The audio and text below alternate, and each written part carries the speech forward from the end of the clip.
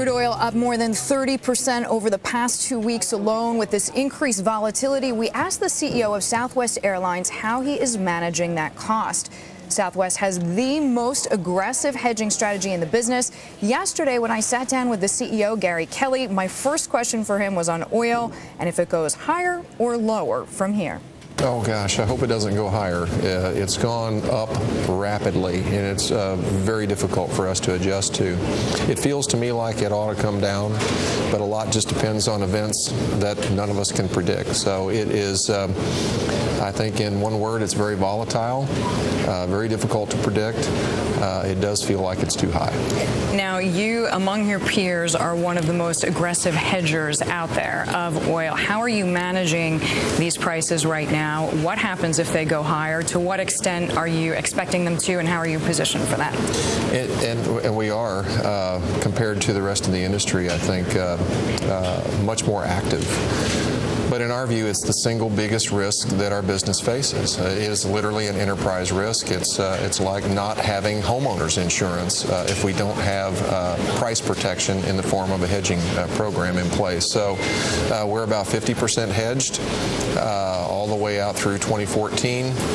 Hedging has become very expensive, so that's another factor that we have to consider.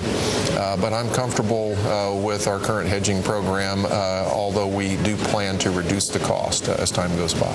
Now, you've had a hedging program for years. I know you even started at Southwest as the CFO, and this is something that was under your jurisdiction at that moment and continues to be so. Is hedging more volatile and more complex now than it was when you started at Southwest? Very much so. It is more complex. It is more costly. It's more difficult to establish a clear path to a sensible program. But the other thing that's changed in all of our lifetimes is crude oil's gone from $20. It's up fivefold. In Southwest Airlines, we do about $12 billion a year in revenues. That's a $3 billion or $4 billion a year increase. So it's a huge factor in our lives that we just have to continue to manage. How much more are you paying now for the so-called insurance policy to hedge than you were even 5 years ago?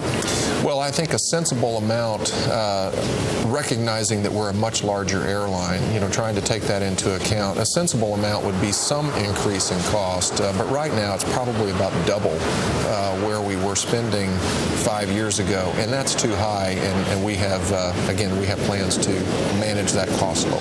So speaking of risk management, I want to make the link to cost management. I know you've raised fare something like 6 times since October, which is not particularly in the track record of Southwest. Why are you doing this now? Is it 100% because of rising fuel costs? Oh, we hate fare increases too, because we're trying to keep fares low so that we make it more affordable for our customers to fly. We've actually had 6 fare increases since the end of the year, believe it or not, and I think that's unprecedented for us. But it is a direct reflection of how high and how fast energy prices have increased. So we have been fortunate, at least, to sustain our flight schedule and not have to trim our capacity because we have been able to cover, for the most part, fuel cost increases with these fare increases. At what point, though, do you begin to worry about consumer demand and demand? Maybe somebody's willing to pay X amount of dollars to fly from city A to city B, but at some point it no longer becomes attractive. At what point, how close do you feel to that threshold right now?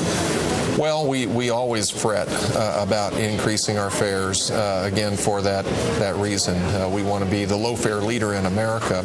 We don't charge fees, and so that is what we stand for, low fares. I think what would be worse, though, is to let Southwest become financially unhealthy, and at the end of the day, we've got to pay these fuel bills. So I think that's what I fret about more, so that we can sustain our flight schedule. Southwest does have a healthy balance sheet, plenty of cash, and in fact, it used some of it in September to agree to buy AirTran Holdings for close to $1.5 billion. Now, Southwest has not had one round of mass job layoffs or furloughs in the past 40 years. Gary Kelly telling me it is his goal to have every single AirTran employee placed within Southwest, although he says the top brass will be the exception to that rule.